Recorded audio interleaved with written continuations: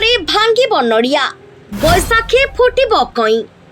ଅଚ୍ୟୁତ ବଚନ ଆନ ନ ହୋଇବଟି। ମହାପୁରୁଷ ମାଳିକାରେ ଏହି କଥା ଲେଖିଲେ ଚାଷ ଜମି ସବୁ ଗୋରୁ ଚରା ଜମି ହୋଇଯିବ, ଧାନ ଚାଉଳ କିଛି ଫଳିବ ନାହିଁ, ଲୋକ ଭୋକରେ ମରିବେ।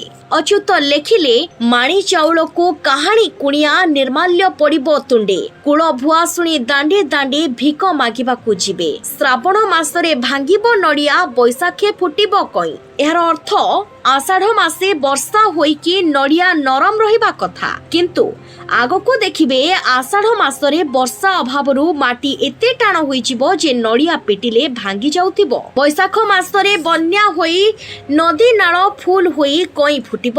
ଏହି କଥାକୁ କଳିଯୁଗର ଲୋକେ ଦେଖିବେ। ସେତେବେଳେ ଖାଇବା ଲୋକ ଅଧିକ ଥିବେ, ଅମଳ କରୁଥିବା ଲୋକ କିନ୍ତୁ କମ୍ ଥିବେ। ଆଗକୁ ଏମିତି ସମୟ ଆସିବ। ଅଚ୍ୟୁତ ମହାପୁରୁଷ କହିଲେ 10 ଦିନରେ ଥରେ ଖାଇବା ମିଳିବ। ରାମଚନ୍ଦ୍ର କହିଲେ ଅଚ୍ୟୁତଙ୍କୁ, କଣ ପୃଥିବୀର ଲୋକ କିଛି ନ ଖାଇ ସବୁ ମରିଯିବେ? ଅଚ୍ୟୁତ କହିଲେ ନାହିଁ, କିଛି ଭକ୍ତ ମୋର ଏମିତି ଗଛ ଅଛି ତାକୁ ଚିହ୍ନି ରଖିଥିବେ, ଯାହାର ପତ୍ର ଖାଇବା ଦ୍ୱାରା ମଣିଷ କିଛି ନ ଖାଇ 10 ଦିନ ପର୍ଯ୍ୟନ୍ତ ରହିପାରିବ। ତେବେ ଦର୍ଶକ ବନ୍ଧୁ, ସତରେ କଣ ସେହିପରି ଗଛ ଅଛି? ଅଚ୍ୟୁତାନନ୍ଦ ମହାପୁରୁଷ ମାଳିକାର ନାମ ହେଉଛି ବ୍ରହ୍ମସାଙ୍କୁଳି। ସପ୍ତମ କଳ୍ପରେ ଲେଖିଛନ୍ତି, କଣ ଏମିତି ସଂସାରରେ ଅଛି ଯାହାକୁ ଖାଇଦେଲେ 5 ରୁ 7 ଦିନ ନ ଖାଇଲେ ବି ବଞ୍ଚି ହେବ?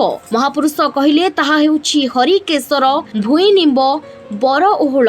ଏହି ତିନୋଟିକୁ ରାତିରେ ଆଣି ଗୁଣ୍ଡ କରି ଧଳା କପଡାରେ ଗୁଣ୍ଡକୁ ଛାଣି ଡବାରେ ରଖିବେ। ସକାଳେ ସନ୍ଧ୍ୟାରେ ଖାଇବା ସମୟରେ ଖାଇବେ।